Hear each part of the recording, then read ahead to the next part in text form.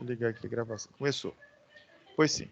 Então, a aula passada, nós ficamos na fase postulatória. Falei da petição inicial, da audiência de conciliação e mediação, respostas do réu.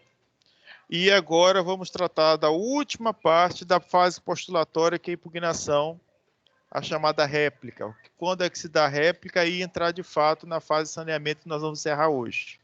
Então, terminar a fase de saneamento, a gente começa a instrutória e a decisória. Tá? O que a gente vai precisar entender aqui na fase de saneamento? Tem uma lógica. Qual é a lógica?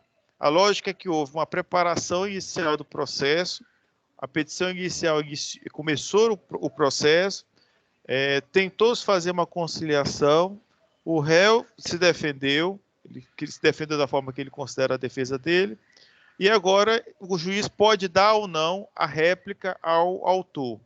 Seria uma espécie de pós-defesa do autor que se dá em algumas circunstâncias que a gente vai falar aqui. Por isso que eu botei lá em cima aquela réguazinha para vocês irem acompanhando a digitar. E agora vamos entrar, depois dessa parte de impugnação que eu vou tratar agora, nós vamos entrar definitivamente no despacho saneador. Vamos lá. Essa aqui da parte de réplica. Réplica do autor. Qual o prazo para réplica? Em que circunstâncias nós temos de réplica no processo de conhecimento? A primeira questão é o prazo. O prazo é de 15 dias. Tá? Esse prazo, como eu já falei antes, são 15 dias úteis, mas não é sempre que tem réplica. Só vamos ter réplica no Brasil por duas circunstâncias. Uma, estou falando no processo civil. Evidentemente que no processo penal existem outras, mas no processo civil nós temos duas circunstâncias para termos réplicas. Primeira, a alegação de defesa processual preliminar. Então, o réu, lá no processo, lá na contestação, ele disse o seguinte: olha, aqui eu não vou entrar nem no mérito, vou entrar somente nas defesas de processo, defesas processuais, a prescrição, a decadência. Ele pode falar, houve prorrogação, eu não aceito a prorrogação de competência. Ele vai fazer defesas somente processuais, as defesas processuais. Então, quando ele faz as defesas processuais, o que o juiz vai entender? Ele vai abrir um prazo para que o autor se defenda disso. Porque o autor, afinal de contas, ele tem que ter a oportunidade de se defender. E a oportunidade que ele tem para fazer a defesa é justamente no momento de réplica. Então, primeira situação, havendo alegação de defesa processual do réu, o autor será dado ao autor o direito de defesa, que seria a famosa réplica, que na verdade não é bem uma defesa, mas é uma oportunidade de fala. Segundo, alegação de defesa de mérito indireta. Quem estudou aqui para a prova deve se recordar quais são os meios de defesa de mérito indiretos. Quais são os meios? Por que se faz defesa indireta? O que é uma defesa direta? O que é uma defesa indireta? Quem é que pode me responder aqui? O que é uma defesa direta? Vocês estudaram para a prova. Robson, Deise, Ramon. Bora lá, gente, acordem. Está de noite, mas não está na hora de dormir, não. Eu estou chegando agora. Não sei. Espera que alguém escreveu aqui, deixa eu ver o que foi. Eliel está entrando por qual, meu Deus? Eliel não é meu aluno. Eliel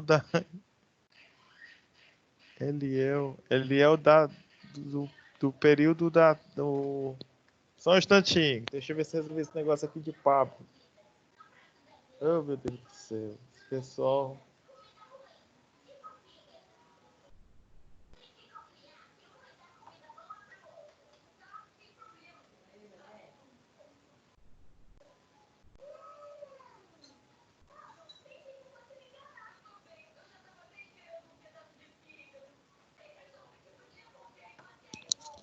Vamos lá. Quando você é professor, coordenador, tem que ficar de olho. É como se ficasse de olho no peixe e no gato, né? Na procissão e batendo sino. É um negócio complicadinho, mas é a vida, né? Vamos lá. Então, voltando. E o que é um meio de defesa indireto, que está no artigo 350 do Código de Processo Civil? O meio de defesa indireto, vocês devem se recordar, o direto ele vai falar ponto por ponto daquilo que foi colocado na petição inicial. Então, O autor alegou, Maria me bateu. Ele vai dizer, não, não foi Maria que me bateu, foi ela que bateu nele. Então, todas as circunstâncias tratadas, tanto nos fatos como no direito, elas serão batidas. Elas são os meios de defesa diretos, tá? Os meios de defesa indireto, ele não trata desses assuntos, ele traz um assunto totalmente novo, que não foi citado no processo inicial. E outra coisa, às vezes ele traz também comprovações ou provas que não foram colecionadas no processo inicial. Portanto, ele pode dizer assim, fulano de tal fez um contrato comigo, ele junta o contrato. Aí o outro diz, não, eu já tinha feito o distrato, está aqui o distrato. Tá? Então, ele tinha um contrato que o autor tinha dito e o réu tem um distrato. Esse distrato é um fato novo. Como o distrato está vindo agora, não foi citado no processo, na petição inicial, o juiz vai dar ao autor o direito de réplica, para ele poder dizer, não, esse distrato não é meu. Ele vai dizer, esse distrato não é meu, não fui eu que assinei, olha aqui na minha assinatura. Então, ele vai dar a oportunidade de réplica, justamente porque há um fato novo que não estava sendo conversado na petição inicial, ou uma comprovação nova que precisa dar oportunidade ao autor. Tá? Mas, quer dizer, tem sempre, a pergunta que vocês podiam fazer, existe sempre réplica do autor? Não, nem sempre existe réplica do autor. Só vamos ter réplica do autor nessas duas circunstâncias, no processo civil. No processo civil. Vamos seguindo. Então, passada essa fase, a última fase da postulatória, da fase postulatória, vamos agora iniciar a fase de saneamento. Antes da fase de saneamento, recordando um pouco daquilo que eu já falei, vamos tratar um pouco sobre o julgamento conforme estado do processo. Embora eu já tenha falado isso nas aulas anteriores, aqui é só para poder ficar bem centrado, porque é uma oportunidade que o juiz tem de, inclusive, não entrar no saneamento. Ele pode... não, existe réplica no fato novo, Cauã, voltando aqui. Existe réplica no fato novo e existe réplica quando alega qualquer defesa processual preliminar. Então, o indivíduo... Não fique não. Está sem áudio? Vocês não estão ouvindo meu áudio, não? É porque Cauã, ela escreve aqui do lado, Thiago. Ela escreve aqui no chat, eu estou lendo. Sim, vamos lá. Se tiver sem áudio, você escreva aqui no chat também, que eu estou lendo tudo. Eu ouço. Tu está me ouvindo, não? A gente está ouvindo, tá tranquilo. Eu acho que o Thiago está sem áudio lá. Alguém escreva para ele que tá normal, para ver se tem alguma coisa na placa dele por ali mesmo. Pois sim. Então, o que acontece? Quando o réu alega qualquer defesa preliminar processual, qualquer processual, ele vai dizer que é decadência, que houve prescrição, que houve coisa julgada, ele vai dizer que houve preclusão, qualquer defesa processual, que ele não está falando no mérito, o juiz dará a ele a oportunidade de fazer réplica. Sempre. E a segunda, quando for um fato completamente novo, uma prova que ele não teve a oportunidade de se manifestar, né, que o réu está trazendo essa prova. Então, nessa oportunidade também, ele vai apresentar réplica ao autor. Compreenderam? Tranquilo? Ok, Cauã? Então, são essas duas circunstâncias apenas. Vamos lá. Então, quais são as formas de julgamento conforme o estado do processo? Então, ao final das providências preliminares, tá, ou estas não sendo necessárias, tem-se o julgamento conforme o estado do processo. Então, nós temos três formas, três decisões conforme o estado do processo. Conforme o estado do processo, significa que ele nem vai sanear, ele nem vai produzir prova. Ele pode simplesmente encerrar o processo ali mesmo.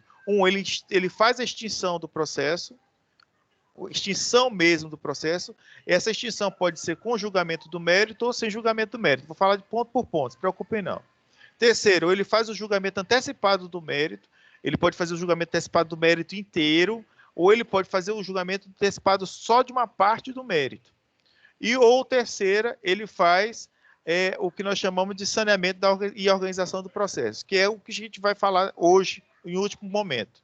Então, ele vai fazer extinção do processo, ou ele vai julgar antecipadamente o mérito por completo, ou uma parte desse mérito, ou ele vai fazer literalmente o saneamento e organização do processo, que é o assunto final de hoje. Vamos lá, trabalhar um por um. Extinção do processo sem julgamento do mérito, tá? Quais são alguns exemplos aqui que eu coloquei? A petição inicial indeferida, o juiz automaticamente está fazendo julgamento ele está fazendo extinção do processo sem julgamento do mérito, que é quando ele faz o famoso arquivamento. Ele diz assim, olha, arquive-se o processo, sem julgamento do mérito. Por quê? Ele recebeu a petição inicial que está incompleta, não tem nome das partes, não tem causa de pedir, ou não tem pedido, ele pode indeferir a petição. Ele vai dar prazo, aquele famoso prazo de 15 dias, a parte não resolveu, o autor não resolveu, ele vai indeferir a petição inicial. E ele não vai julgar o mérito. Quer dizer, o autor pode novamente entrar em juízo, entrar com outra petição inicial, uma vez que não foi julgado o mérito. 2. O processo parado durante mais de um ano por negligência das partes. Se as duas partes não fizeram nada no processo durante um ano, o juiz pode arquivar o processo. Ele vai fazer uma extinção do processo sem julgamento do mérito, cada um paga os seus advogados e paga as custas que estiver devendo, e ele extingue o processo. Esse aqui, as duas partes. Agora, o terceiro, abandono da causa pelo autor por mais de 30 dias. Tá? O de cima, as duas partes passaram um ano sem fazer nada, não entraram com uma petição de prosseguimento feito. Por isso que é normal os advogados, a gente entrar com petições de prosseguimento feito, para não contar o prazo nem de um ano, quando você é réu, e nem de 30 dias quando você é autor. Então, é o ideal que o autor, a cada 30 dias, entre com uma petiçãozinha de prosseguimento feito, ou menos de 30 dias, para poder não dar prazo para arquivamento do processo. Exceto, evidentemente, se o processo está aguardando uma diligência, está aguardando alguma coisa que seja do juiz e não do autor.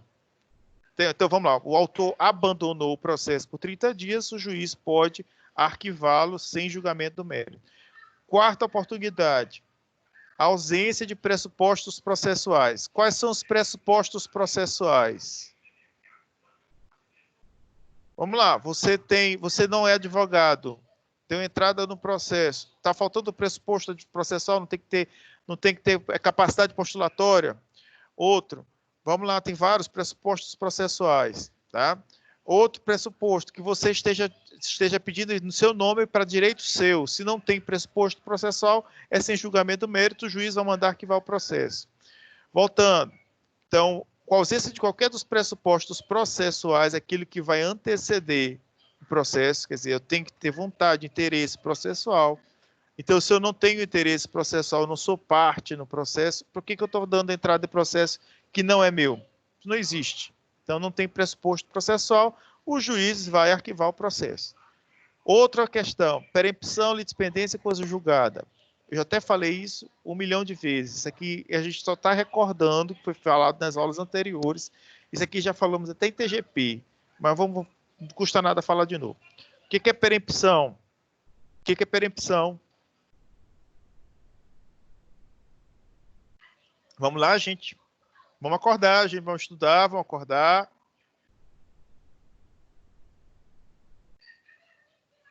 Preciso só de um corajoso ou uma corajosa que diga o que é perempção.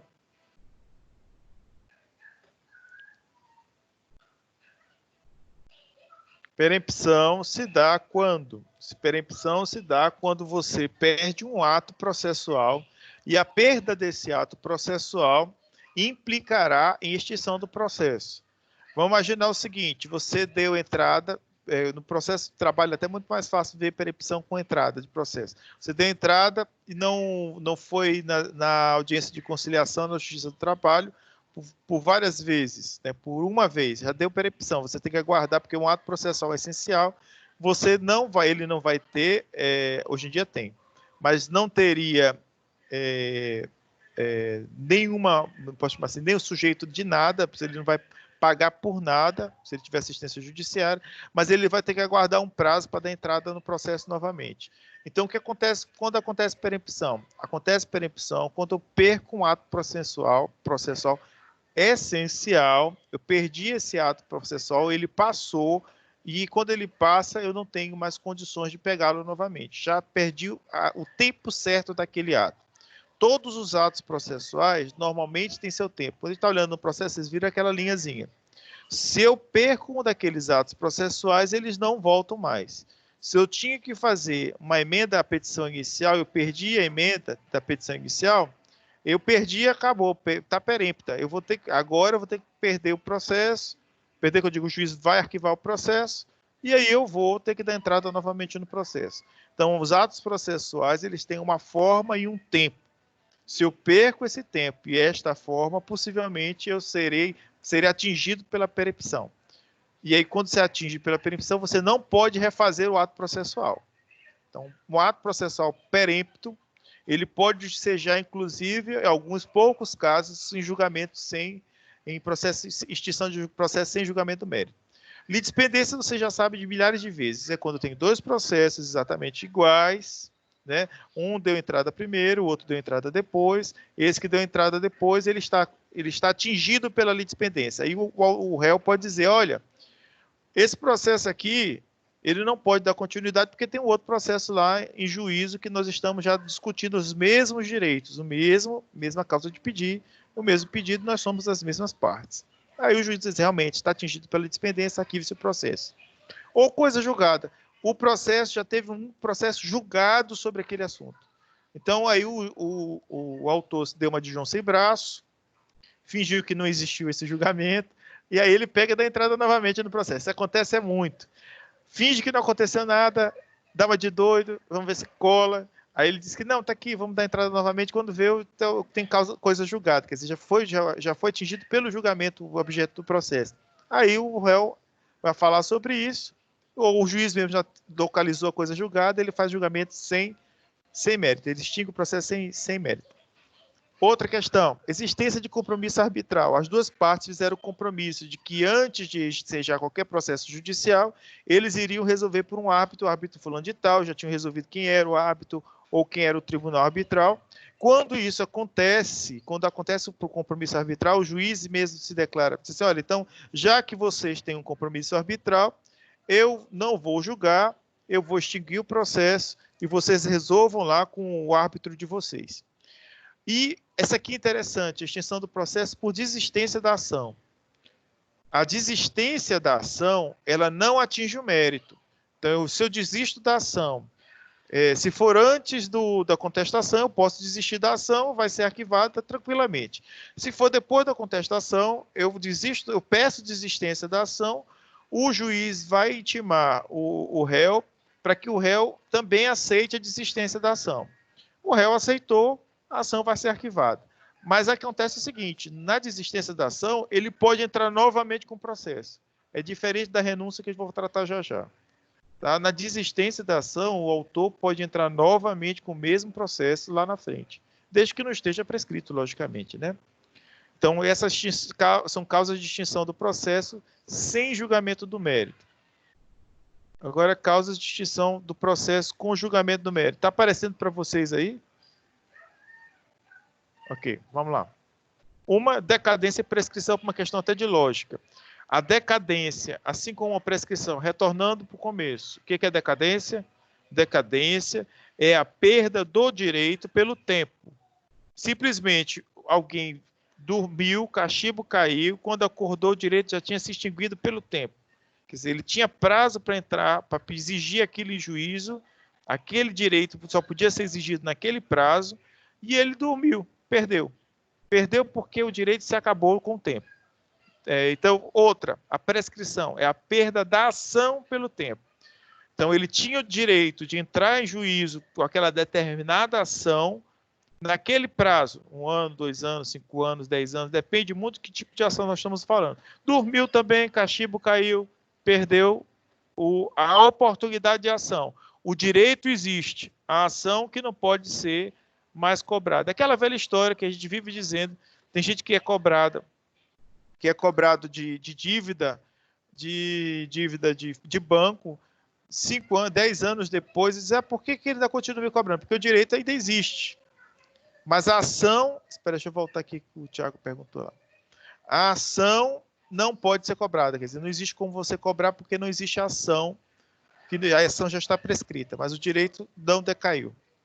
Isso, não socorre mesmo. Quem dormir, o cachimbo cair, não pega mais esse cachimbo. Acabou com ele. Então, isso aí atinge o mérito.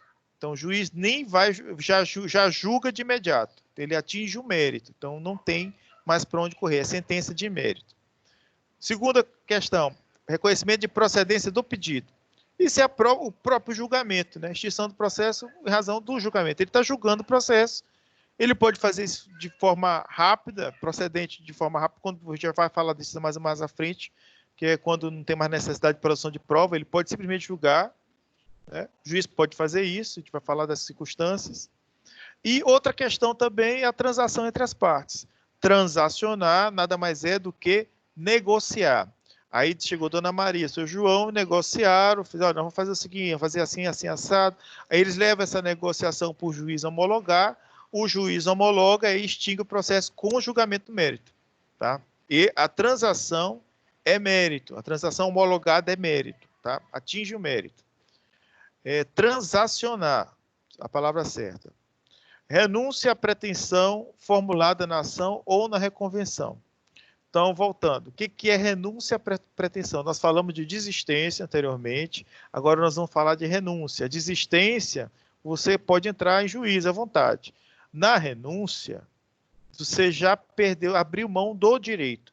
Se o autor abrir mão do direito, ele não pode mais entrar em juízo, porque o juiz vai fazer julgamento conforme julgamento de mérito.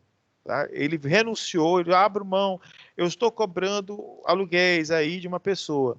E aí no processo eu digo, não, eu entro com a petição, não, renuncio o direito de cobrança de aluguéis de 1º de janeiro até o mês de abril dessa pessoa. Ele abriu mão, ele renunciou, o juiz vai pegar aquela renúncia, vai julgar, vai fazer julgamento conforme o mérito, dizer que houve renúncia do direito, e aí extingue o processo. Tá? E ele não pode mais pleitear em juízo. Na desistência ele pleiteia. Renúncia, nunca mais. Só se ele tiver como dizendo assim, mas eu estava louco naquela época, não, aí é tarde, é muito difícil acontecer isso. Até porque você está assistido por um advogado. Sim, agora vamos falar um pouco do julgamento antecipado, antes de a gente começar o saneamento. Então, o que eu até coloquei alguns exemplos de julgamento antecipado, o que é o julgamento antecipado do mérito? O julgamento antecipado do mérito é o famoso julgamento conforme o estado do mérito. Vocês vão ouvir muito isso no dia a dia.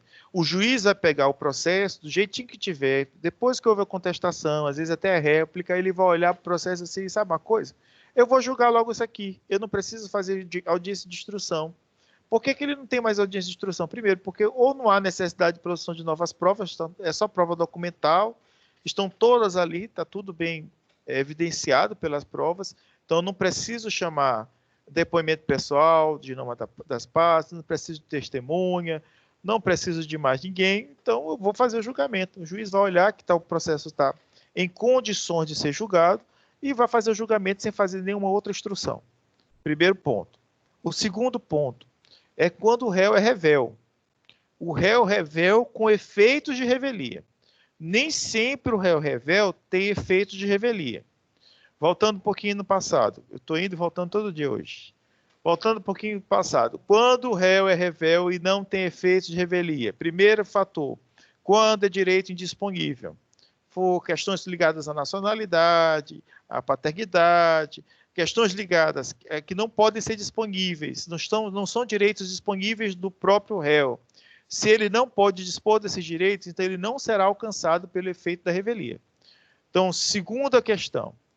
Outra questão que quando ele não é atingido pelo efeito da revelia, ele não é atingido pelo efeito da revelia, efetivamente, quando ele teve uma citação indireta. Quando é uma citação indireta, quais são as citações indiretas? Aquela citação por hora certa, citação por edital. Então, ele não vai ser atingido pelo efeito da revelia porque o juiz não tem certeza absoluta que ele recebeu a citação. Então, como ele não teve certeza absoluta, se ele não apresentou contestação nos 15 dias, logicamente o juiz não pode puni-lo processualmente com efeito da revelia. Ok? Então, primeiro fator, ele não contestou, mas o direito é indisponível. Segundo fator, ele não contestou, mas a citação foi uma citação indireta. Agora, se a citação for direta, ele recebeu na mãozinha dele, a citação está lá nos autos comprovados, tá? E o direito é disponível, e ele não contestou, então ele vai sofrer os efeitos da revelia e o juiz vai fazer o julgamento antecipado do mérito, o julgamento conforme o estado do processo. O juiz não vai precisar mais provar nada, não vai fazer mais nenhum tipo de audiência, não tem mais necessidade, porque ele tinha direito de se defender, não se defendeu, então tudo que foi alegado de fatos, tá? Todos os fatos alegados pelo autor não foram contestados, então eles são claros, são certos, tá? Os fatos, o direito não, quem dá o direito é o juiz, porque nem sempre aquele direito que o autor está dizendo que tem, o juiz vai dar, certo? Mas os fatos ele vai presumir que são corretos. Outro julgamento antecipado do mérito, essas duas circunstâncias ali, elas acontecem no julgamento total do mérito. Aí nós temos o 356 do Código de Processo Civil, o julgamento parcial do mérito. O julgamento parcial do mérito é quando o juiz já viu que tem alguns pedidos do autor que primeiro, eles não foram contestados pelo réu, e segundo, estes pedidos, eles também, até o próprio réu aceita. O próprio réu, nos fatos, ele acaba deduzindo que aqueles pedidos acontecem. Então, o juiz pode aceitar de imediato esses pedidos, nem fazer instrução desses, já dá parcialmente esses pedidos. Ele pode julgar parcialmente logo estes. Tá? Ele não vai precisar, evidentemente, se forem autônomos, né? São pedidos que não vão atrapalhar em nada o restante dos outros pedidos. Então, ele vai ter pedidos que ele vai ter que fazer instrução, e tem pedidos que não precisa nem de instrução mais, já são aceitos por ambas as partes. Certo até aqui? Tudo bem? Estão muito silenciosos hoje. Bora lá. Ok. Está faltando, tá? Quando não há necessidade... ok, obrigado. Quando não há necessidade de produção de provas, elevando em consideração do julgamento antecipado. Então, se há questão de fato, então, quando a gente observa claramente que não há necessidade de produção de provas? Primeiro, se a questão de fato gira em torno apenas de uma interpretação de documentos, e esses documentos estão todos nos autos, vou dar um exemplo bem claro para vocês, isso acontece muitas vezes quando você faz uma revisional de contrato. Você só junta o contrato, você não tem fato para tratar. Olha, eu vou tratar... Não, você só está pedindo uma hermenêutica, uma interpretação daquele contrato, segundo a lei. Aí um diz que o contrato é válido, outro diz que é draconiano, um diz que o contrato é nulo e parto, outro diz que o contrato não é. Então, a briga deles é só na interpretação do contrato. O que o juiz vai fazer de audiência de instrução? Se não tem necessidade de audiência de instrução de forma alguma, não tem mais necessidade de prova. Todas as provas estão lá. Então, o juiz vai fazer o julgamento antecipado, que se é para interpretar o fato, através de um contrato, então ele vai interpretar o contrato, que a função dele ali vai ser essa. Então, primeiro fato, primeira questão, é quando trata-se de fato, mas esse fato vai ser interpretado somente via documentos. Não preciso de absolutamente nenhuma prova testemunhal ou depoimento das partes. 2. Se não há requerimento de provas orais. Se as próprias partes não pediram nada de provas orais, não será o juiz que vai fazê-lo. Se você não pedir, por isso, cuidado, gente, pedido é importante. Se você não pediu para ver depoimento, para ver testemunhas ou qualquer outra prova oral, até mesmo vir um informante, se você não pediu, o juiz também não vai pedir por você. Tá? Terceiro, se os fatos, eu estou falando aqui é processo civil, é porque a gente está muito acostumado, vocês devem ter ouvido muito falar dessa situação em processo penal, que o juiz chama de qualquer forma. Aqui não é a verdade real, aqui é a verdade dos autos. Tá? Se os fatos arrolados pelas partes são incontroversos, se eu, autor, digo que A igual a B, e o réu também diz que A igual a B, não há fatos incontroversos, o juiz para bem aí, vocês dois estão dizendo que os fatos são incontroversos, o que vocês querem prova? Não querem prova, já está tudo certo, eu vou só agora julgar o processo como ele está. Tá? O julgamento antecipado. Então, se não houve também contestação, o que leva à admissão de todos os fatos como verdadeiros, evidentemente, levando em consideração quando há revelia e os seus efeitos de revelia. Então, não houve contestação, os fatos são verdadeiros, o juiz encerra bem aí e faz julgamento antecipado do processo. Caso de desnecessidade de audiência de instrução e julgamento. Porque existem possibilidades, existem situações que não há necessidade de audiência de instrução e julgamento. Por exemplo, solicito uma prova pericial, é um problema de construção no edifício. Não há necessidade de eu ouvir ninguém, porque não tem testemunha disso, nem nada. Mas problema de construção. Só preciso de prova pericial. O juiz só precisa da prova pericial. Botar um engenheiro lá, estrutural, para fazer o cálculo, botar um engenheiro lá, perito, para fazer isso. Então, para que vai fazer audiência de instrução e julgamento se só se vai fazer perícia? Então, quando não há necessidade de audiência de instrução, o próprio juiz diz assim, rapaz, não tem necessidade, as provas já estão aqui, se eu precisar de um engenheiro, eu posso determinar um engenheiro judicial, ou ele já tem até o laudo do engenheiro judicial dentro do processo, ele para e faz a instrução. Tá? Ele faz o julgamento. Ele pula aquela fase ali de instrução inteira, vai direto para o julgamento. Ok. Agora nós vamos passar para o próprio saneamento do processo. É a fase de saneamento que ela se personifica pelo despacho saneador. Tá? Então, vamos pensar. Então, não houve extinção do processo, não foi necessário, nem foi possível julgamento antecipado do mérito, então a gente vai passar agora para o saneamento. Não houve extinção, o processo está tudo limpinho, está tudo direitinho, processualmente ele está bem, não tem decadência, não tem prescrição, não tem nada disso. Não houve julgamento antecipado pela circunstância que eu já falei agora, então ele passa para a decisão de saneamento. Vamos lá. Essa decisão de saneamento ela tem 3 formas de acontecer. Tá? Anotei que eu não botei nos slides. Eu não boto muita coisa no slide, é para vocês mesmos terem o trabalho de anotar na casa de vocês. Não assistam aqui como se vocês estivessem assistindo uma série na Netflix, não. Vocês têm que estar antenados. Vamos lá. São 3 formas de fazer o saneamento. Ela pode ser feita de forma oral. Quando? Lá naquela audiênciazinha, lembra aquela primeira audiência que ele faz, a audiência de mediação, de conciliação? Lá, depois que termina a mediação e conciliação, o juiz pode fazer o saneamento lá mesmo, de forma oral. Ele fala e vai sendo reduzido a termo.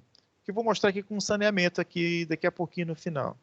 Um modelinho de saneamento. Ele vai dizer, olha, eu decido que agora esse processo está saneado, não tem nenhum problema processual, ele dá uma olhada lá, não tem nada, nenhuma circunstância para se analisar, e agora eu vou determinar a data da audiência de instrução, se houver necessidade. Então, primeira coisa, ele pode fazer de modo oral, na audiência de mediação e conciliação, ele pode fazer em despacho mesmo no processo, quer dizer, pode ser qualquer momento, depois da contestação ou da réplica, ele mesmo faz o saneamento, e é obrigatório que eu faça, ou ele pode fazer aqui, na audiência de saneamento em causas complexas. Vamos lá. Então, nós temos aquela audiência de mediação.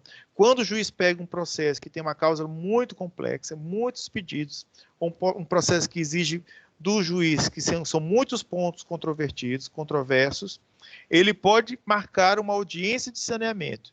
O que é essa audiência de saneamento? O que ele vai fazer lá? Na audiência de saneamento, que é muito rara, né, todo tempo que tem, é muito comum em processos bastante complexos, ele vai fazer o seguinte, vai pontuar, vai tentar entender o processo e pontuar quais são os elementos que o autor está trazendo e quais são os elementos que o réu está trazendo. Na audiência, ele vai tentar clarificar isso. O autor está dizendo, olha, eu tenho uma embarcação, a embarcação ficou presa, e o réu, que é uma empresa de seguros de embarcação, de navio, diz, não, mas aí foi culpa do cara como é o nome? O capitão que errou, o outro disse, não, vai ser o que. Então, tem muitos pontos controversos, e eles vão definir quais são esses pontos controversos nessa audiência. Não é uma audiência de instrução, é uma audiência só para compreender os pontos controversos. Terminou a audiência, automaticamente o juiz faz o despacho saneador nela mesma. Então, são 3 oportunidades ele fazer o despacho. Ele faz na de mediação, ele pode fazer em gabinete em qualquer momento, depois da contestação, ou ele vai fazer na audiência de saneamento em causas complexas. A questão aqui maior, por que ele tem que fazer isso? Tá? Ele vai fazer justamente por isso, porque ele vai ter que observar se o processo está em ordem. Se o processo não estiver em ordem, ele ainda vai tentar dar os despachos para consertar e verificar aquilo que o processo tem de ponto solto. Tá? se houve uma decadência que não foi analisada, uma prescrição que não foi analisada, se houve uma competência que ele não analisou, se o valor da causa está errado, tudo isso ele vai levar em consideração na análise preliminar, que é uma análise de saneamento preliminar. Agora, observação importante. O fato de existir a fase de saneamento não significa que o juiz não possa sanear o processo a qualquer momento. O juiz pode sanear o processo em qualquer momento. Qualquer momento ele pode dar aquela parada, o famoso para consertar. Então, ele tem a capacidade saneadora total, ele pode sanear o processo em qualquer circunstância, em qualquer fase. Acontece que o Código de Processo Civil deu esta fase em específico para ficar claro a todo mundo uma outra oportunidade de fase que é a instrução. Tá? Então, para entrar na instrução, a pessoa tem que limpar os pés na porta. Tá? É pensar que vocês estão entrando na porta de vocês, foram comprar no supermercado, estou com medo do Covid, vocês vão chegar, vocês têm que fazer todo aquele processo de higiene. É assim que é no despacho saneador. Ele vai fazer toda a higiene do processo, dar uma olhada como é que esse processo está no total, para dar continuidade do processo sem sujeira. Tá? A decisão de saneamento ou despacho saneador, ela deve, primeiro, responder todas as questões processuais pendentes, se tudo que foi alegado pelo réu e que ele possa responder de imediato, o juiz vai dar uma observada de imediato, ver se a citação for válida, se a citação houve algum vício na citação, se houve algum vício no processo que for alegado pelas partes, ou que às vezes nem é alegado pelas partes, mas que ele pode verificar. Um outro processo, por exemplo, outra questão processual pendente, o valor da causa está errado, o autor deu um valor da causa muito baixo, de R$1.000, um processo de R$1 milhão, o juiz corrige nesse momento no despacho saneador. Deixa eu ver aqui a pergunta do Tiago, só um instante. Uma situação hipotética, mas não tem... Vamos lá, eu vou ler aqui. Em uma situação hipotética que há uma causa ganha, mas não tem ou não é encontrado nenhum valor com réu, como proceder dentro do processo? Olha, isso aí é uma questão até de execução, né? Execução é um outro momento no processo. Aqui nós ainda estamos discutindo o direito. Aqui a gente está, aqui no processo de conhecimento, a ideia da gente discutir quem é que de fato tem direito. Depois é que a gente entra nessa fase aí, nesse momento de execução. Antigamente a gente chamava de fase, né? Hoje a gente nem chama mais de fase, nós chamamos aí de continuidade do processo. Vai para a execução. Então, na execução é que a gente vai atrás do dinheiro dele. Onde é que está o dinheiro, onde é que tem bens, se não tem bens, bota o nome dele sujo. Tem gente que está até bloqueando carteira de motorista do cara, e aí vai. E vocês vão ver isso em execução mais à frente, tá? Outro período, diga-se de passagem. Aqui no conhecimento, para tentar ficar mais claro, no conhecimento a gente não tem ainda essa visão. A gente vai discutir dinheiro lá na frente. Aqui ele só vai discutir quem de fato que vai ter como seu pedido procedente. Tá? Se o autor vai ter seu pedido procedente ou se o réu vai ter pedido procedente, portanto vai haver improcedência do autor, tá? Dos pedidos do autor, em parte ou no todo. Aí daí entra na fase de execução, que é o que você está falando bem. Voltando. Vamos lá.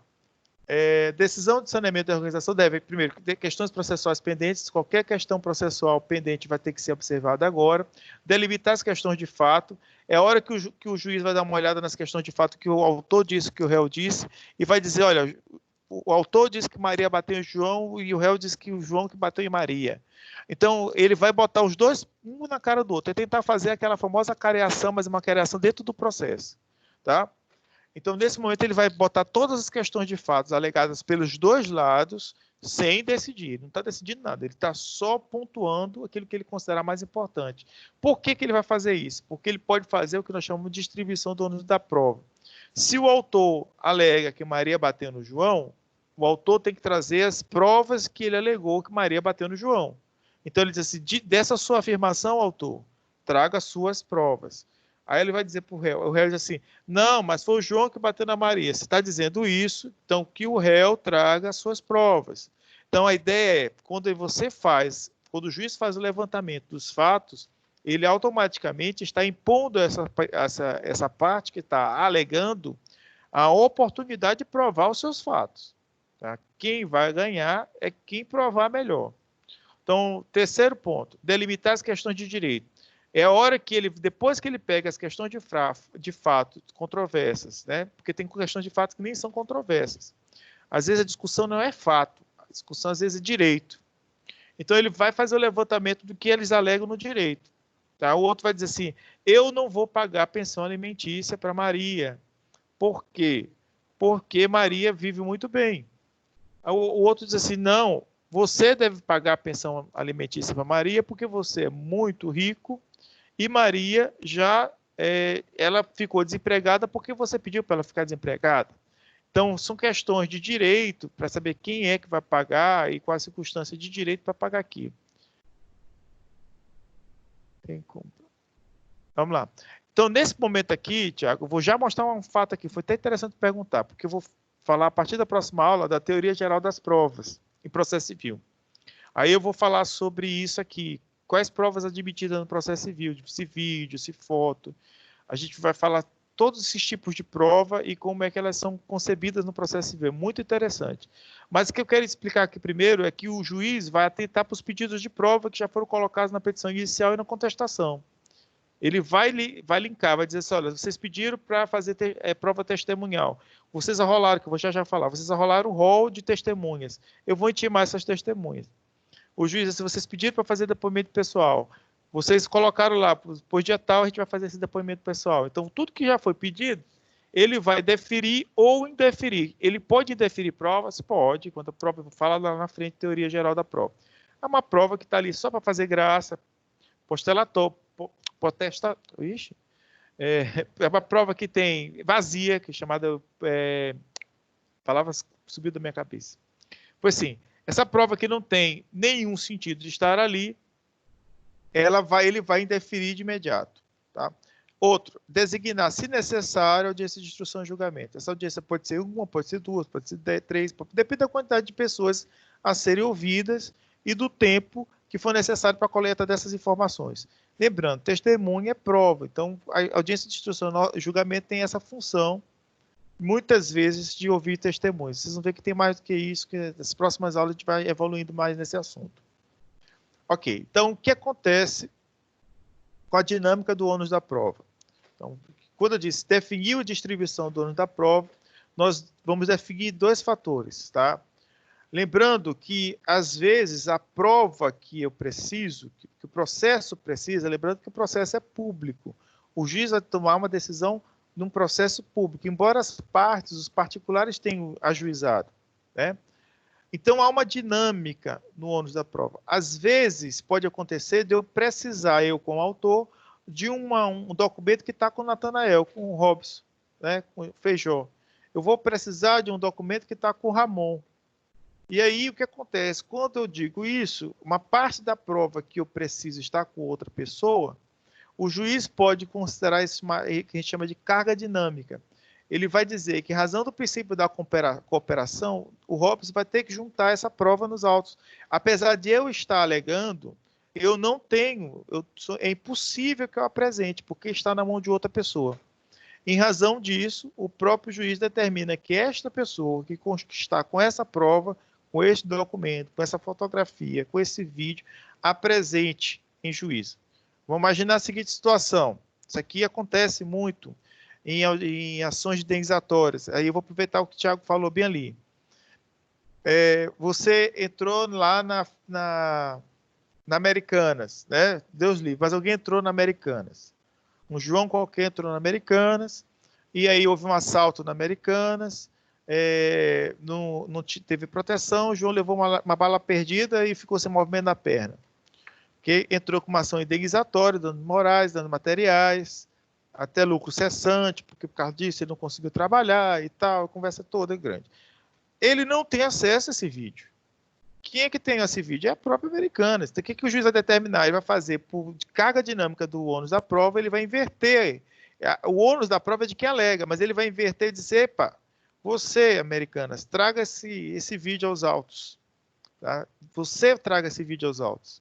Tá? E esse vídeo vai servir como prova E se eu não trouxer, professor? Se não trouxer, a gente vai falar um pouco mais à frente. Vai ter consequência, porque o juiz inverteu a forma de provar. Mas ele inverteu porque é impossível para a parte fazer. Tá? É uma questão até de lógica. E temos uma outra questão aqui com relação à distribuição do ônus da prova, que é a convenção das partes. A primeira é por causa da circunstância propriamente dita. Aquela circunstância gerou a prova na mão da outra pessoa.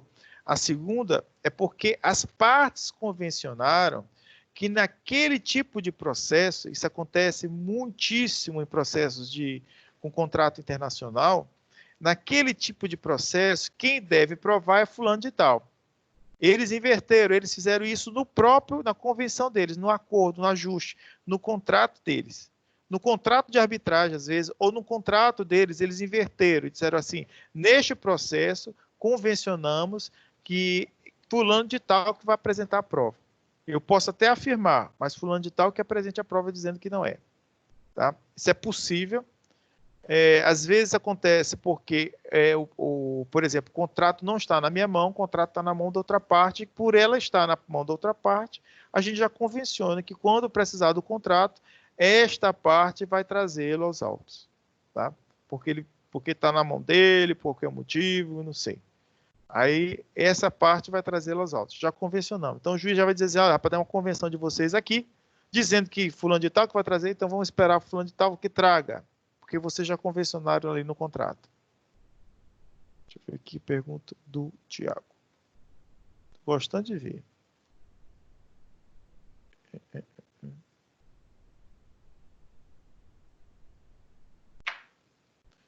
Tem muitas formas de se provar um fato, né? Tem um corpo de delito do cara que foi... tem um corpo de delito, é verdade, às vezes tem gravações de outras pessoas, o juiz pode determinar que essas pessoas juntem as gravações, mas tem o corpo de delito da pessoa, tem as pessoas que participaram, que estavam lá dentro, né? E que também presenciaram o assalto. Tem a prisão, às vezes, do assaltante, tem a ocorrência da polícia, que já fez uma avaliação, uma investigação. Mas eu estou só dando esse exemplo para vocês entenderem que a possibilidade de eu inverter e eu alegar e pedir para o outro apresentar. Porque eu não tenho como acessar isso, e o 376, ele permite, em razão da dinâmica, que eu diga, olha, eu passei por isso, mas só fulano de tal que tem a prova disso, eu quero que ele apresente isso em juízo. Tá? Cauã, se ele destruir, ele destrói para si mesmo. Eu vou falar isso na próxima aula, sobre quando fala a teoria geral das provas. Se foi designado que ele apresentasse as provas e ele destruiu as provas, ele está perdido. Ele mesmo que acabou de assinar, ele acabou de assinar a sentença dele. Vamos lá. Então, nesse caso, a prova serve para ele, né, nem para o outro. Serve para ajudá-lo, não para piorar a situação dele. Vamos lá. As partes podem pedir esclarecimentos ou solicitar ajustes em relação ao saneamento do processo no prazo de 5 dias. Então, vamos lá. O juiz deu o despacho saneador. As partes podem fazer o que? Elas podem recorrer? Não, elas vão entrar com uma petiçãozinha mesmo, comum, pedir para o juiz corrigir os erros no despacho saneador ou explicar melhor o despacho saneador. O despacho de saneador, ele é uma decisão, mas ele é uma decisão interlocutória, é uma decisão no meio do processo, ele não é uma decisão final. Por isso que não cabe a apelação do despacho a saneador. Tá? Então, quando ele erra no despacho saneador, automaticamente as partes, qualquer uma das partes, tem 5 dias para solicitar a correção ou pedir para ele explicar melhor o que está lá no despacho. Tem juiz que escreve mal, então vocês... talvez não seja tão incomum vocês não entenderem o despacho saneador. Embora isso aí, quem normalmente faz despacho saneador, fica aqui entre nós, seja um estagiário, um analista, alguém lá do judiciário, não necessariamente o juiz. Só quando é uma causa muito complexa que ele vai se perder tempo fazendo despacho saneador. Vamos lá, outro ponto. Se tivesse sido determinada a prova testemunhal, o prazo é de até 15 dias para apresentação do rol de testemunhas. Você tem a oportunidade... É verdade, Thiago. Você tem a oportunidade de apresentar o rol de testemunhas na petição inicial, você tem a oportunidade de apresentar o rol de testemunhas na contestação, e você tem a outra oportunidade de apresentar esse rol de testemunhas, é a última, é aqui, no despacho saneador. O juiz vai dar 15 dias para as partes apresentarem quem são as testemunhas que eles querem ouvir lá na audiência de instrução. Tá? Se o juiz tiver designado a audiência de saneamento, as partes devem apresentar o rol de testemunha na audiência de saneamento. Lembrando, na audiência de saneamento é o próprio despacho saneador. Então, quando eu já estou sabendo que vai ter uma audiência de saneamento, eu já vou levando meu rol de testemunha. Se eu não quiser apresentar antes, eu posso apresentar a qualquer momento antes até o despacho saneador, né? Até o prazo final dele. Eu posso dar entrada numa petição qualquer, no meio do nada, lá e apresentar um rol de testemunhas, tá? Então, eu só tenho que obedecer o prazo, porque se eu não obedecer o prazo, eu perdi a oportunidade de fazer o meu rol de testemunho, portanto, perdi minha oportunidade. O meu nome disso?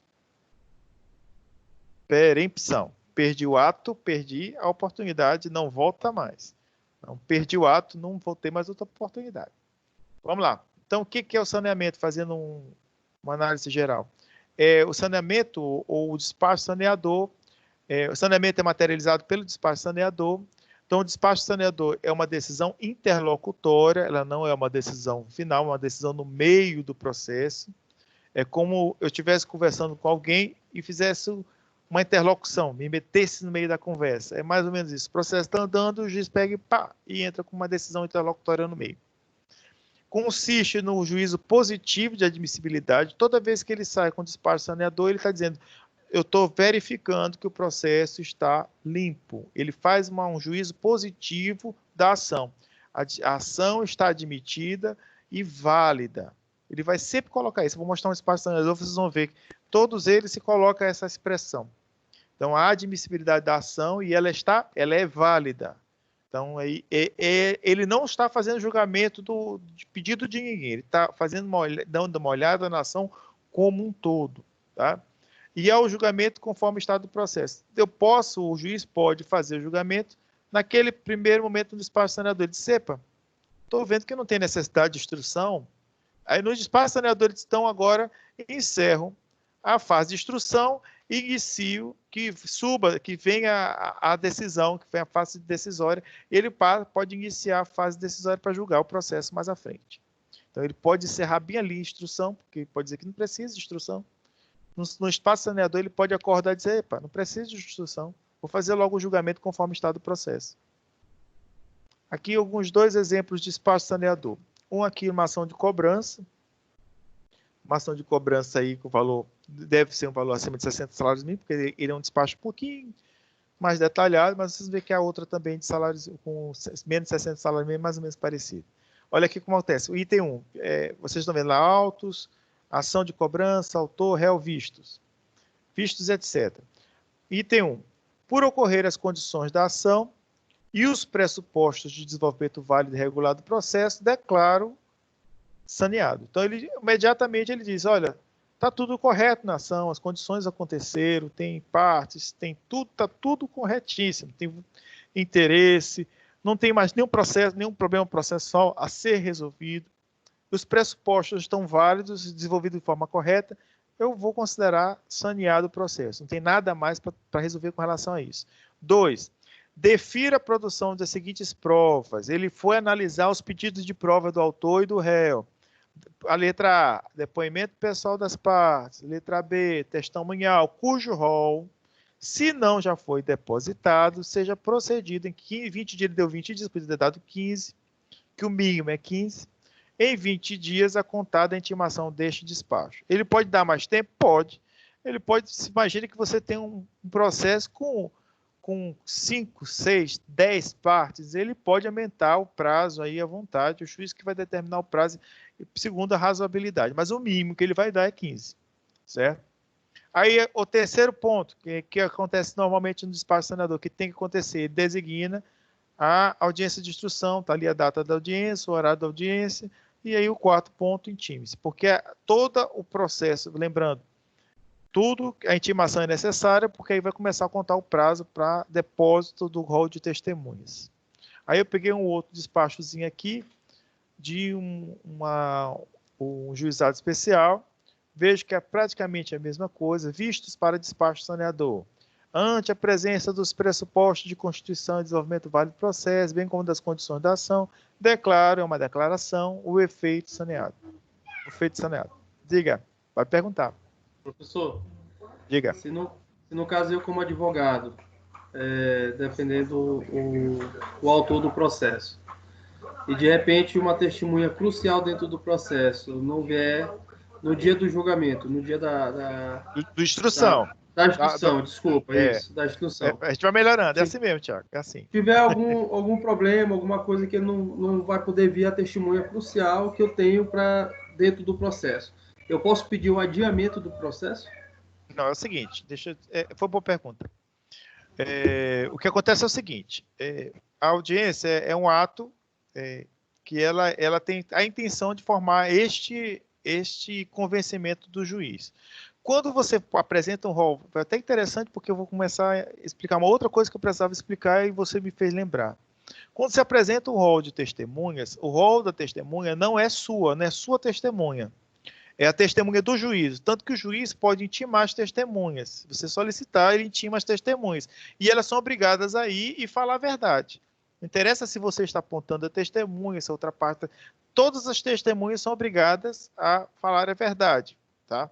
Elas são testemunhas do juízo. Primeiro ponto. Então, se ela faltar uma audiência e for uma falta justificada, você pode pedir sim para o juiz fazer uma outra audiência de instrução para ouvi-la. Se o juiz compreender que ele realmente precisa ouvi-la, porque ele ainda não está convencido, e ela talvez seja uma testemunha única, de viso, que ela que viu, ela que conheceu, ela que cheirou, ela que sabe, aí o juiz vai dizer assim, de fato, eu vou marcar uma nova audiência. Então, vai depender daquilo que o juiz considerar como condição de prova. Evidentemente que essa testemunha que faltou, ela vai ter que provar o motivo. Eu faltei porque eu estava doente. Eu faltei, então ela vai ter que comprovar, justificar a sua falta, tá? Porque ela é testemunha do juízo. Se ela falta, aí é uma outra questão importante. Se ela falta sem justificativa, ela também sofre consequências, porque ela tinha a obrigação de estar presente. Aí ela vai dizer, mas esse dia eu faltei porque eu estava trabalhando. Ela tem direito pela CLT e pelos estatutos, todos os estatutos do servidor público, todo mundo que for testemunha tem direito a faltar do dia que for se apresentar em juízo para ser testemunha. Então, não tem conversa de dizer, porque eu faltei porque eu estava trabalhando. Então, ela vai ter que ter uma justificativa forte para apresentar em juízo, para poder comprovar a falta dela e levar isso em consideração para que marque uma nova audiência. Às vezes, na própria audiência, a gente não sabe o motivo da falta. Então, espera a falta e depois o advogado, lá da parte que está interessado em ouvir a testemunha, apresenta lá o atestado médico, o que for necessário e solicita uma nova audiência e justifica, olha, eu estou precisando de nova audiência, porque essa testemunha é uma testemunha importante para o juiz, para convencimento do senhor e tal, ela viu, ela sabe e tal. Então, a grande ideia aqui era melhor que ela não faltasse, mas se faltou, a gente justifica, tenta justificar o melhor possível, tá? Como eu disse, é possível fazer 20 audiências de instrução. Tem processo que já fui, que, gente, eu fiz tanta audiência de instrução que eu estava cansado de olhar, mas que precisava ouvir muita gente, que era uma situação muito complexa, envolvia muitos direitos envolvidos, tinha muitos direitos envolvidos. Mas, normalmente se faz no máximo 2 instruções, mas é possível sim, nesses casos, por exemplo, que uma das testemunhas está doente, às vezes justifica até com antecedência, que não pode, vai fazer uma cirurgia, está internado e tal, aí faz uma outra instrução só para ouvir essa testemunha, ou só para depoimento de uma das partes também, às vezes a parte não pode estar presente, o advogado por algum motivo. Pode perguntar. Professor, no caso, o depoimento da testemunha pode ser apresentado através de um vídeo, um áudio? Vamos lá. Por exemplo. Tu está fazendo umas perguntas interessantíssimas. Vamos lá. Hoje em dia, as audiências, eu vou falar disso em audiência de instrução, na próxima aula. Mas eu vou logo começar a adiantar. A audiência de instrução já tem possibilidade de ser feita assim, utilizando isso aqui, utilizando vídeo. É possível que isso aqui já tem possibilidade, estou falando na lei. É possível fazer isso na lei. Agora, tecnicamente falando, está um pouco difícil, mas é possível. De repente, quando vocês saírem, eu vou logo adiantando, porque acredito que como a gente vai evoluir muito até lá, isso aqui é bem possível que daqui a algum tempo, quando vocês saírem da faculdade, vocês nem mais apareçam em fórum assim. Vocês vão fazer audiência na casa de vocês, escritório de vocês, no meio da rua, porque é uma tendência natural, até muito mais econômico para o judiciário, que isso aqui fique comum. Utilização de vídeo, Agora sim, qual é a dificuldade que você... Não, a audiência com uma voz gravada do que o cara está dizendo, ele já gravou antecipadamente, não tem questionamento do juiz. A ideia que a pessoa esteja presente, ou que possa responder o questionamento, é porque o juiz precisa ouvi-lo. Exatamente. Não, o testemunho não pode ser gravado. Exceto se a pessoa já morreu, a única coisa que tinha é aquela prova gravada. Aí vira uma prova.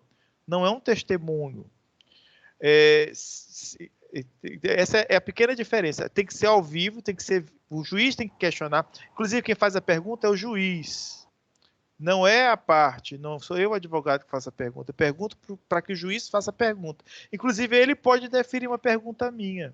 Faça a pergunta para o juiz diz, doutor, isso aqui já foi feita, essa pergunta, e defere.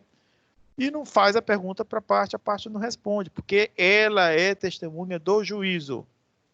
Então, o juiz tem que arguir, ele tem que perguntar isso, Nathanael botou bem ali.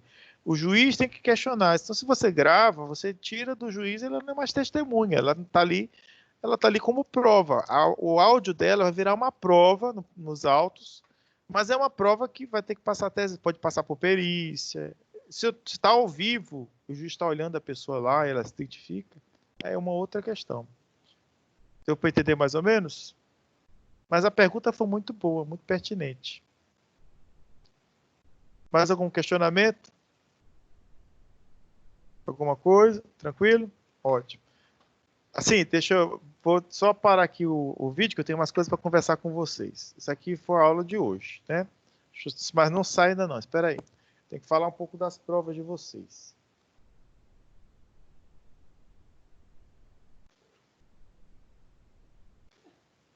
Deixa eu aqui parar esse vídeo, que demora um pouquinho para parar aqui no meu computador. Meu computador às vezes é uma benção.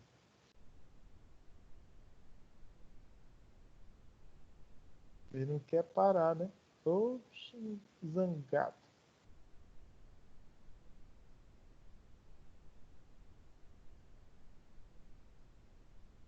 Olha, deixa eu explicar algumas coisas. Já falei para os professores, já ratifiquei com eles e vou já levar para vocês a informação limpa, tá? Primeiro, o nosso calendário continua o mesmo. Então, nossas provas colegiadas, prova colegiada, professor, a gente continua chamando de prova colegiada. A gente não sabe, não tem como saber nesse exato momento se elas serão presenciais lá na faculdade, aqui para mim é meio presencial, ou se a gente vai continuar no mesmo sistema, por um motivo bem simples, ninguém aqui adivinha o futuro, né? Mandiná já morreu. E ela era